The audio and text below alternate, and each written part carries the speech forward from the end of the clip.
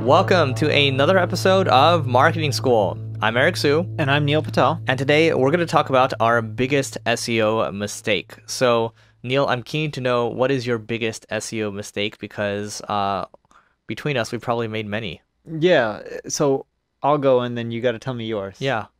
So my biggest SEO mistake is I was always short-sighted when I started off. I'm 33 now. I started my career in SEO at the age of 16. That's 17 years of being SEO. That's a long time. If I had those sites that I did 16, 17 years ago, or even ones that I had 10 years ago and not been short-sighted, I would have been printing cash hand over fist. But I got greedy. Like, I acquired sites like Battlefield Bypass because they were expired domain about a national park in the United States. And I would just switch over everything into being a casino site, top to page, or climb to the top of page one, make a ton of affiliate commissions, and then it would just die down. And I kept doing shady stuff like that. I would buy links. I would do tons of hacks that would just manipulate Google rankings. I don't do that kind of stuff anymore, and I haven't for a long time. But it's all short-sighted. And sure, you can make some quick money, but you know what? It's not going to last. Might as well just focus on the stuff that's going to be more long-term, that's going to do well for you 5-10 years from now, instead of just trying to make that quick hit. And if you look at the ROI that you make, I burned so much money getting those quick hacks. Like, I used to add WordPress links in the footer of themes to link to my site so I can pop to the top of page one of Google, monetize as long as it lasted, and I was spending a ton of money. I would make a lot of money really fast, and then it would just all go away. But in the grand scheme of things, if I took all that time, energy, resources, capital, and put it into long-term projects, I would have been 10 times better off from a financial perspective, and I would have been happier because I wouldn't have to keep grinding it out and creating all these websites and businesses. Yeah, look, short-term urgency, long-term focus. And literally the same, I had the same mistakes as Neil in the beginning. And I'll tell you what I did. So initially I got an internship and I learned all the kind of, white hat stuff. And then somebody pointed me in the direction of, oh, you got to go to like Black Hat World forums and like Wicked Fire, for example.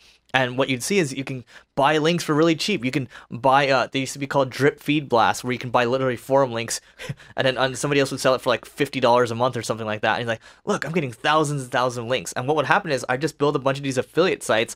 I think I had one called how to get rid of pimples.net, and then one called like StarCraft 2 strategy guide or something like that. And it was so short-term focused. It's like, I just want to promote other people's affiliates and I just want to make money. But the problem when you do that is, it's just a me. I want money.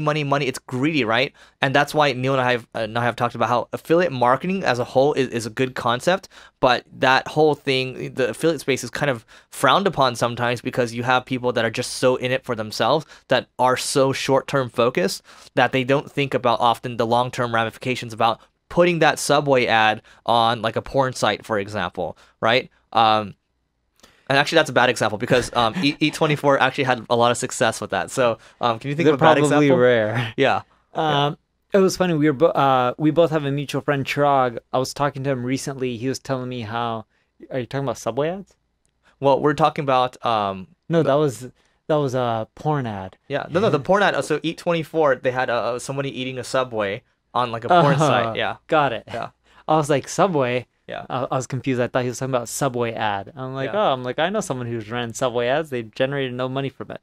But yeah, I don't have similar examples to that. Okay. But nonetheless, pretty much got it from both of us is our biggest SEO mistake wasn't a tactic. It was that we were both very short-sighted and we weren't trying to build real businesses. And we've struggled with this time and time again. I've eventually learned to stop. I think Eric is close to there. You still spin off projects, but it's a lot less than you were, right? Yeah, I think the older we get, the more we realize we should probably say no to more things. That's right. Do you still do the retirement home stuff? No. You know what they say? They say the biggest opportunity of the year of the century comes every year. So what does that say? Pick your opportunities. Yep. Yep. So, I mean, look, the whole thing around, oh God, look, it takes forever to do it. And you know what I've learned too, and I don't know if this goes for you, Neil, is that content marketing works. It's the boring thing, and it's the thing that has continued to work. It's because it compounds over time. Everything else that I've tried that's short term almost never works. But when I know, like when we're doing this podcast, I know we're adding value to people and people are giving us the right signals in terms of engagement. I know we should just continue down that path and just focus on it versus trying to do so many different things at once. And that's the problem with like affiliate stuff. because we're so focused on making money, it's like, here's a new offer, here's a new offer, here's a new offer. And when you keep doing that, you're not building anything for the long term. And what happens then is that you're basically building on someone else's land and you're not building a defensible moat for yourself. Yep. So that's pretty much it. And as Eric and I have mentioned in the previous podcast episodes, we're going to be throwing an in-person live event for free for all of you who can't attend. We'll stream it. We'll have the recordings. And our overall goal is we'll do this when we hit 1 million downloads in a month. If you go to marketingschool.io/stats, you will see where we're at. We're close.